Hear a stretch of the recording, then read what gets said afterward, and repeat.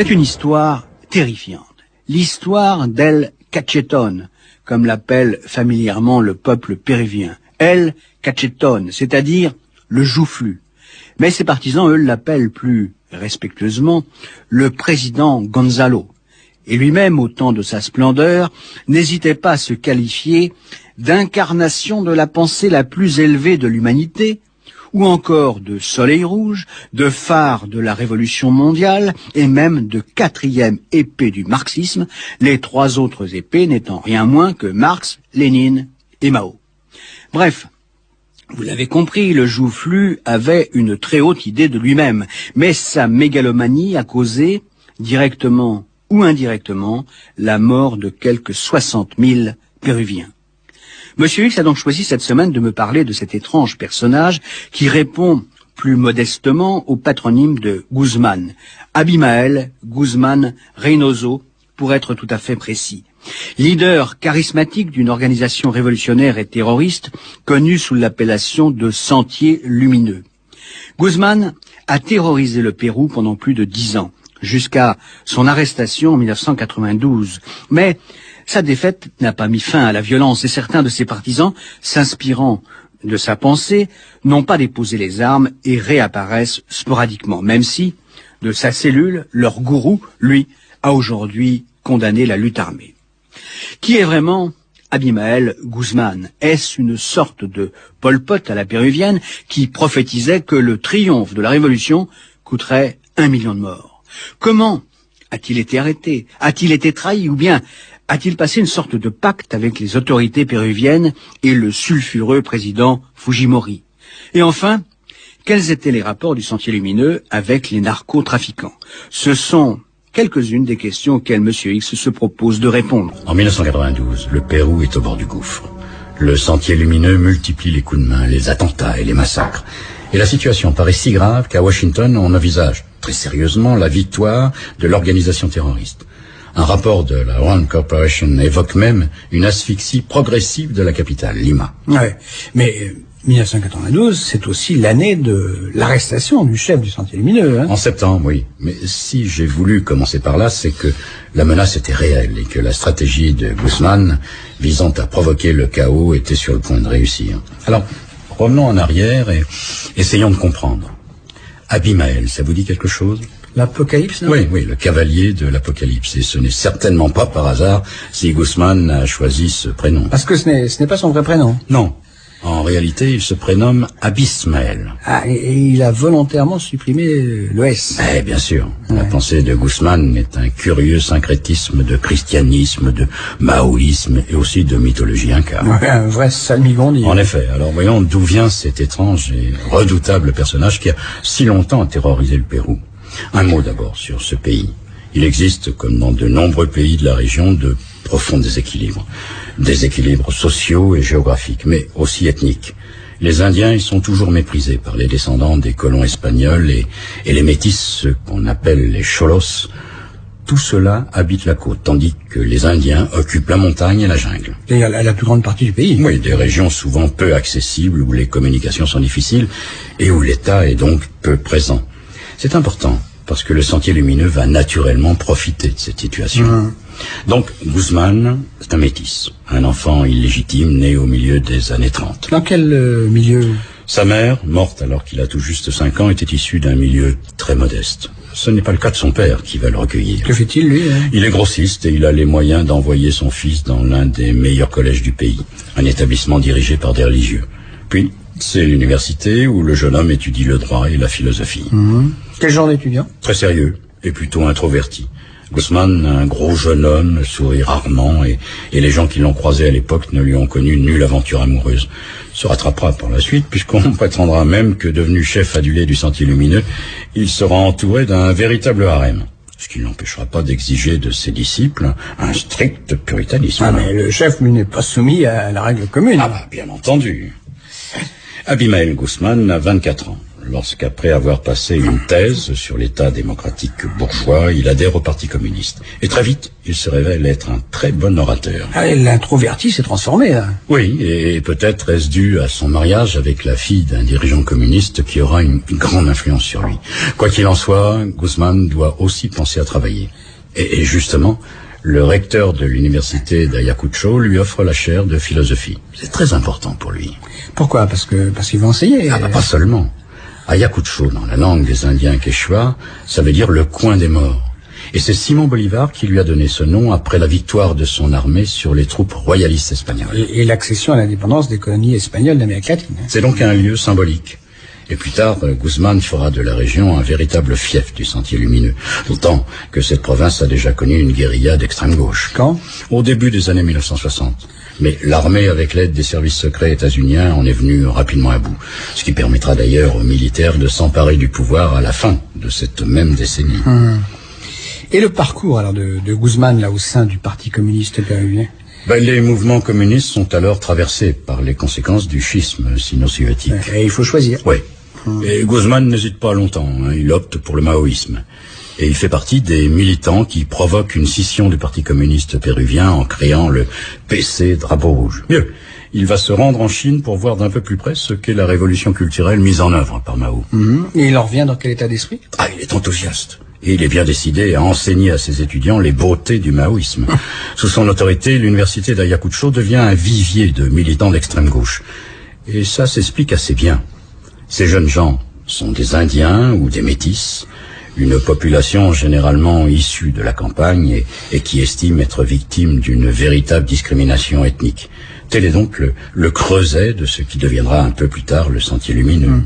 Les autorités péruviennes alors laissent faire? Non, le gouvernement a bien compris que l'université était un foyer de subversion et afin de réduire son influence, il décide de réduire son financement. Mais Guzman et ses amis ne se laissent pas faire. Ils mobilisent la population et finalement ils obtiennent satisfaction. Les crédits sont rétablis. Et Guzman a encore élargi sa base.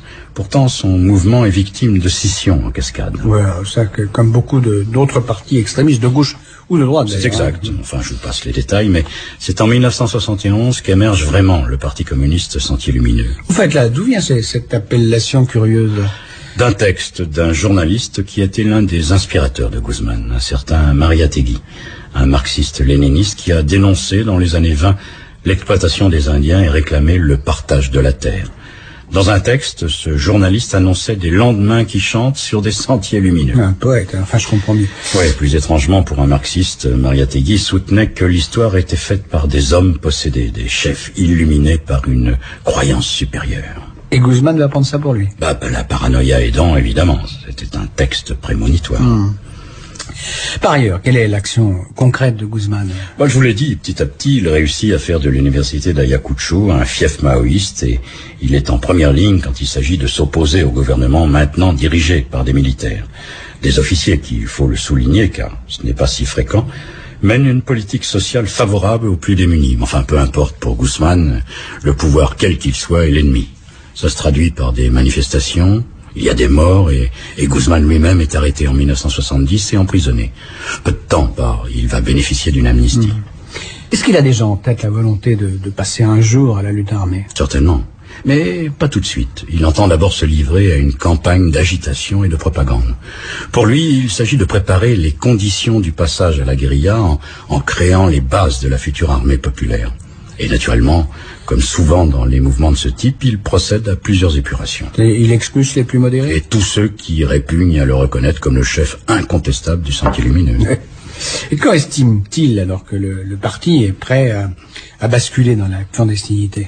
À la fin des années 70, Guzman abandonne son poste à l'université et devient le camarade Gonzalo, qu'on appellera bientôt le président Gonzalo.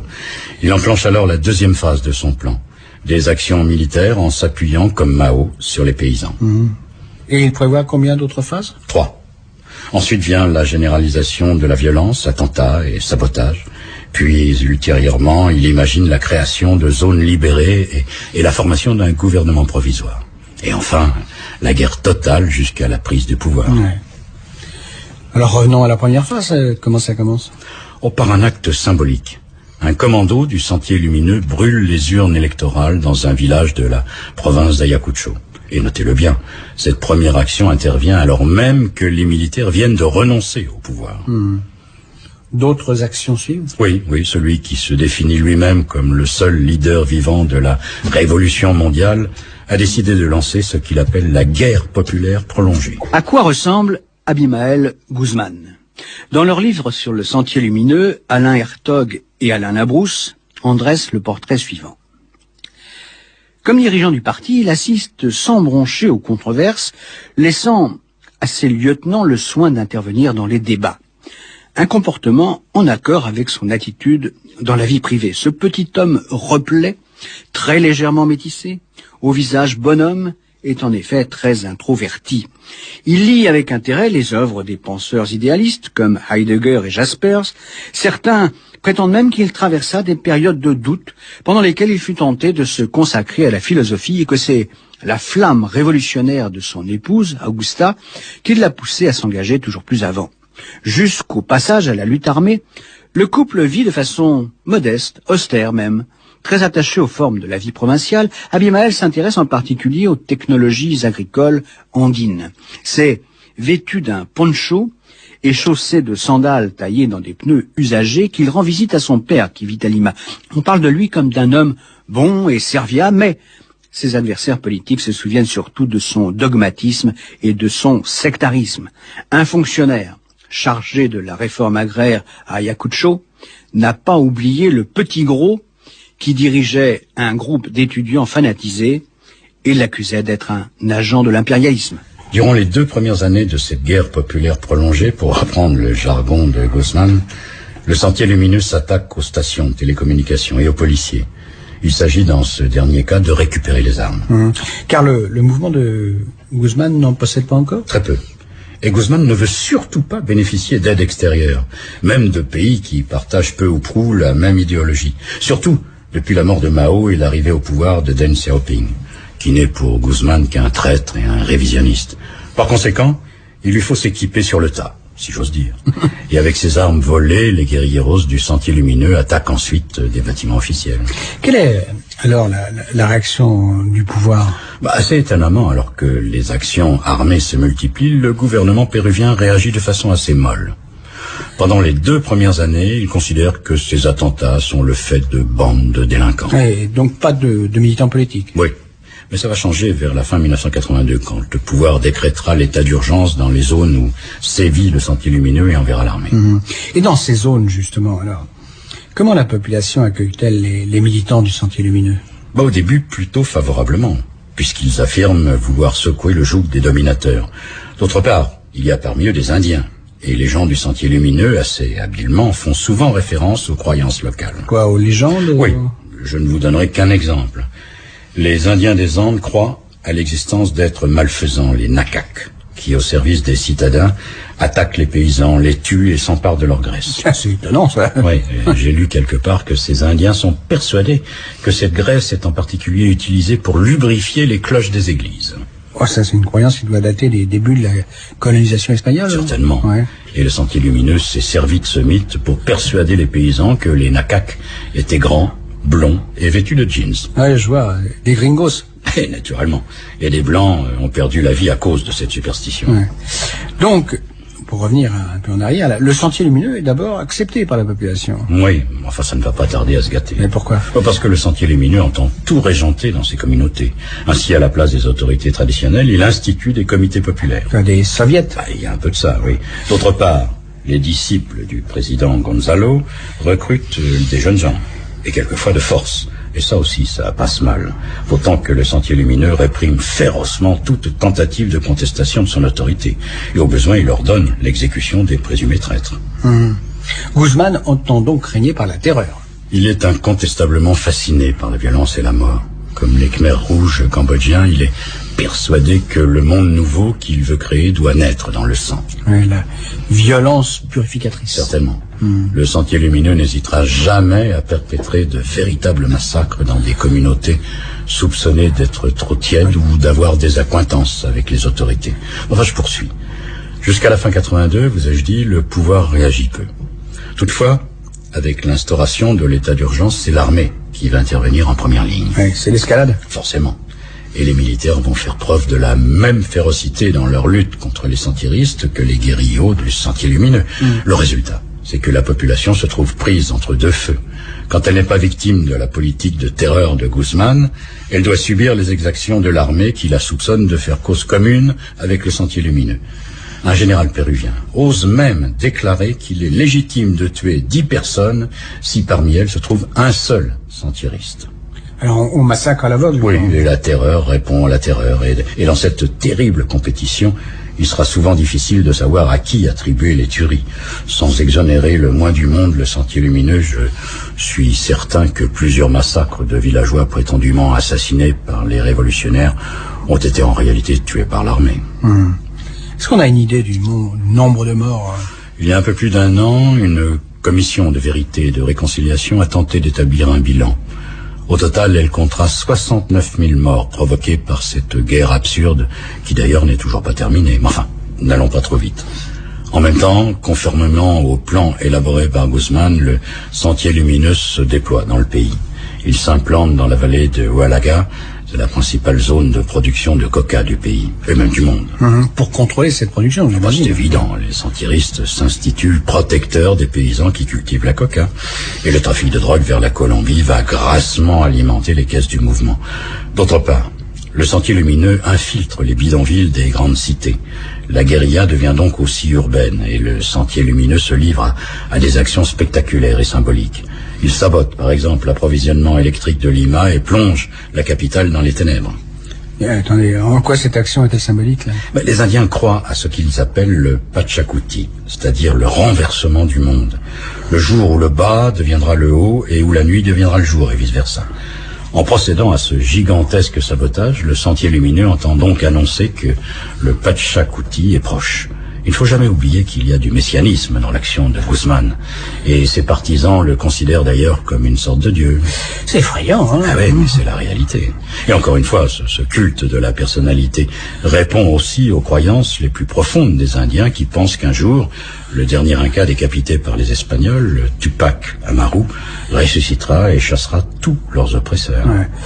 Guzman se prend quand même pas pour l'Inca, non? Allez savoir. En tout cas, le mythe de Tupac Amaru est resté très vivace dans les populations indiennes d'Amérique latine. Et c'est en se référant à l'Inca comme symbole de la résistance que plusieurs guérillas verront le jour. Au Pérou même, une organisation armée, le MRTA, Mouvement révolutionnaire Tupac Amaru, apparaît au milieu des années 80.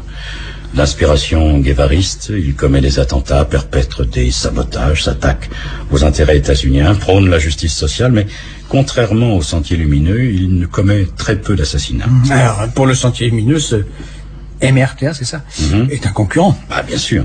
Guzman a tout de suite compris le danger. Pour les sentiéristes, cette organisation devient l'ennemi numéro 1. Avant même l'armée et la police. Oui, et une vraie guerre va opposer les deux mouvements dans Lima. Plusieurs militants du MRTA tombent sous les balles des sentiéristes. À la même époque, le pouvoir péruvien, pourtant dirigé par un président de centre-gauche, Alan Garcia, donne une nouvelle preuve de sa volonté d'éradiquer le Sentier Lumineux par tous les moyens. Racontez, là. Des centaines de membres du Sentier Lumineux sont alors emprisonnés. Mais peu à peu, ces prisonniers ont pris le pouvoir à l'intérieur des établissements où ils sont enfermés. Le pouvoir, c'est-à-dire? Ces prisons sont devenues des sortes d'universités révolutionnaires autogérées. On y récite le petit livre rouge de Mao et on y apprend la pensée du président Gonzalo. Pour le pouvoir, cette situation est intolérable. Et il va prendre prétexte d'une série de mutineries pour autoriser l'armée à pénétrer dans les prisons et à y rétablir l'ordre. Ça donne lieu à de véritables massacres de prisonniers, un bain de sang. 250 sentiéristes sont tués. Avec l'accord du pouvoir? Bon, en principe, non. Le président Garcia désapprouvera l'action des forces armées. Il promettra même que le crime ne restera pas impuni, mais aucun responsable ne sera poursuivi. Et ces massacres n'auront pour seul résultat que de radicaliser encore un peu plus le Sentier Lumineux.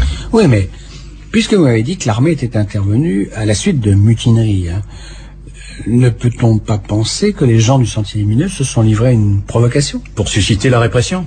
Oui. C'est en effet possible. Mais dans ce cas-là, l'armée péruvienne a agi au-delà des espérances de Guzman, qui ne s'attendait certainement pas à ce que la répression soit aussi féroce. En tout cas, effectivement, Guzman proclame que ce jour est devenu celui de l'héroïsme. Et il est immédiatement célébré par une vague d'attentats. Alors, Concrètement, pour Guzman, c'est donc une sorte de victoire politique? Exactement. Pour lui, le gouvernement péruvien a dévoilé son vrai visage, celui d'un pouvoir fasciste. En outre, le Sentier Lumineux, pour la première fois peut-être, apparaît comme une victime. Dans la stratégie de Guzman, c'est capital. Pour mieux approcher la personnalité d'Abimael Guzman, il n'est pas inutile de se pencher sur sa prose. Ainsi, ce discours prononcé en 1980, juste avant le début de la lutte armée, devant l'école militaire de son parti.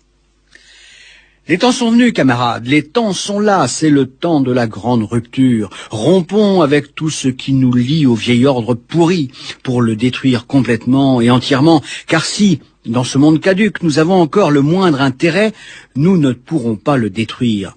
Hommes, pris individuellement, nous pouvons être faibles, mais la révolution, elle est toute puissante, et la révolution armée plus encore, car elle s'appuie sur la masse, qui est la force de la terre, parce qu'elle est dirigée par le parti, qui est la lumière de l'univers. Le destin des ennemis est pesé et scellé, et Sentier Lumineux est l'avenir, la force, l'histoire, la lumière de l'univers. Le parti communiste pur acier a engendré la lumière en se nourrissant du marxisme-léninisme, pensée Mao Tse-tung. Camarades, l'évolution du monde, l'évolution du pays et l'évolution du parti sont liées, donc l'avenir est assuré. Le pouvoir populaire est invincible, c'est nous qui le portons. De plus en plus, même si le Sentier Lumineux, à l'exemple de Mao Tse-tung, considère que le centre de la guerre populaire se trouve dans les campagnes, il estime qu'il faut porter le fer dans les villes. Et donc recruter dans les milieux urbains. Les milieux défavorisés, oui.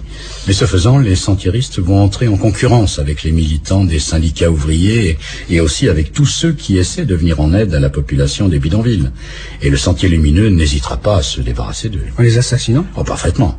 Et je vous rappelle, si vous l'avez oublié, que 2 ingénieurs agronomes français travaillant pour une ONG seront égorgés en 1988, ce qui provoquera d'ailleurs le départ du Pérou de toutes les autres ONG. Alors cette fois, la posture de victime du Sentier Lumineux est bien mise à mal. C'est certain, mais le président Gonzalo n'en a cure. Et en cette fin des années 80 et au début des années 90, il est maintenant lancé dans une spirale de violence qui ne semble jamais pouvoir se terminer. Car Guzman, même si l'un de ses adjoints est capturé en 1988, semble insaisissable et toujours plus assoiffé de sang. En ces années-là, rares sont les régions péruviennes qui ne connaissent pas la violence du Sentier Lumineux. Et un bon quart des provinces de ce pays, 2 fois grand comme la France, est totalement déstabilisé. Est-ce que ça veut dire que le Sentier Lumineux, il fait la loi, enfin dans ces régions? Dans certaines, oui. D'ailleurs, les guerrilleros ont fait en sorte d'en liquider ou chasser tous les représentants de l'État. Autre chose, est-ce que vous avez une idée des effectifs du Sentier Lumineux? Ce n'est jamais facile de comptabiliser le nombre de membres d'une organisation clandestine. Ça, c'est sûr. Ouais. Mais certains spécialistes américains proches de la CIA ont estimé que l'organisation devait rassembler 25 000 hommes et femmes. Des femmes? Oui, le Sentier Lumineux comptait de très nombreuses femmes. Et elles n'étaient pas là pour faire la cuisine. Non seulement certaines appartenaient à la direction du mouvement, mais d'autres, les dames de la mort, comme on les a appelées, dirigeaient des commandos de tueurs. Mais je reviens à l'effectif du Sentier Lumineux. Sur ces 25 000 membres, seuls quelques milliers étaient réellement des combattants. Finalement, ça fait assez peu, non? Alors comment expliquer que l'armée péruvienne, vraisemblablement conseillée par des agents états-uniens... C'est exact, et aussi des techniciens sud-américains de la contre-révolution. Ouais. Alors je reprends, comment expliquer que les forces de l'ordre ne soient pas venues à bout du Sentier Lumineux? Je vois principalement 2 raisons. D'abord, le Sentier Lumineux était une organisation extrêmement compartimentée. Donc étanche. Oui, et le recrutement obéissait à des règles très strictes. L'impétrant devait donner des gages, assassiner un policier et lui voler son arme, par exemple. Ouais, alors pour pénétrer l'organisation, il aurait fallu tuer des policiers. C'est ça, oui. Ensuite, le mouvement faisait régner la terreur et décourageait ainsi les indiques et les renégats. Oui, donc il était très difficile de lutter contre le Sentier Lumineux.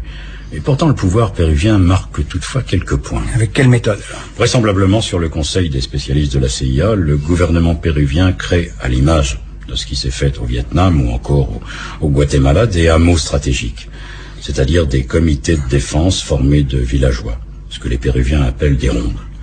Au départ, ça ne marche pas trop bien, parce que les paysans ont peur d'affronter le Sentier Lumineux.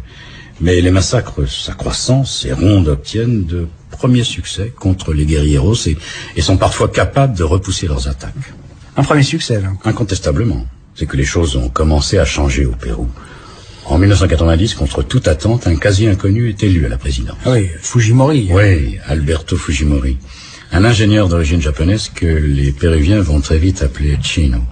Le chinois. Fujimori hérite d'un pays à l'économie délabrée et minée par la guerre civile. Mais il est décidé à agir. D'abord en imposant une politique d'austérité, puis en créant une unité antiterroriste composée de policiers spécialisés. Il retire donc la lutte antiterroriste à l'armée ? Pas complètement, non. Mais il espère que cette unité arrivera à remonter jusqu'au chef, tant celui du Sentier Lumineux que celui du MRTA.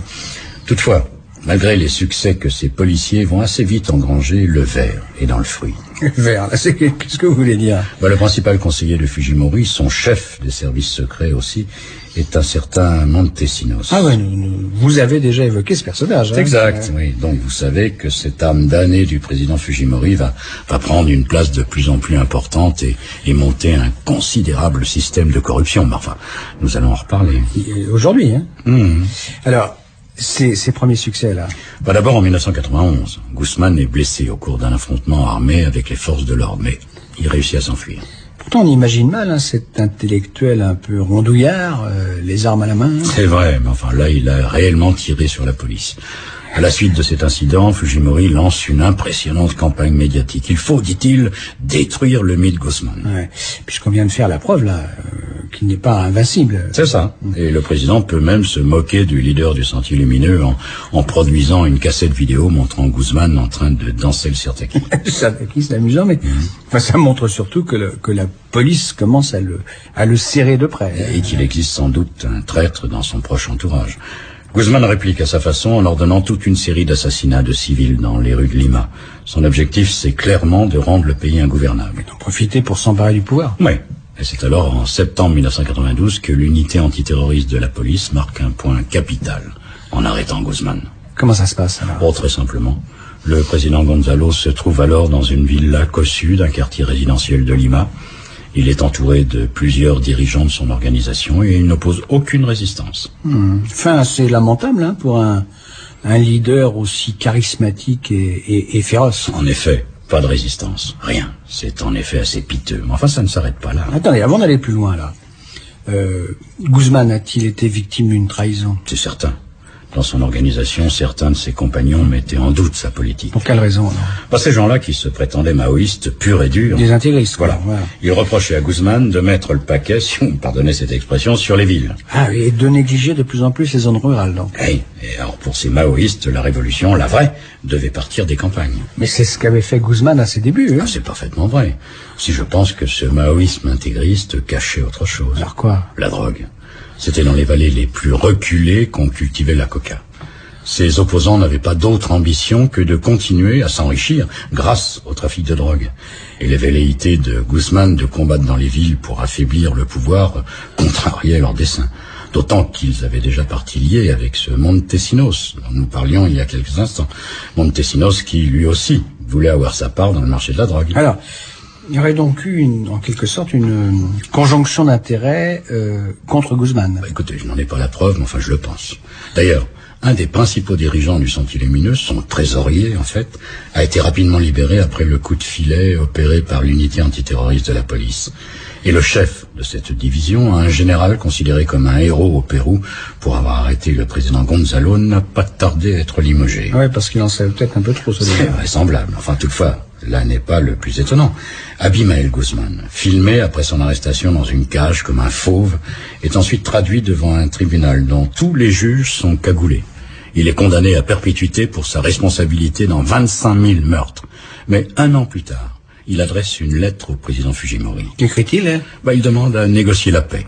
Oui, parce que certains de ses compagnons ont continué le combat. Hein, oui, et justement, il demande à ses guerrilleros de cesser la lutte armée.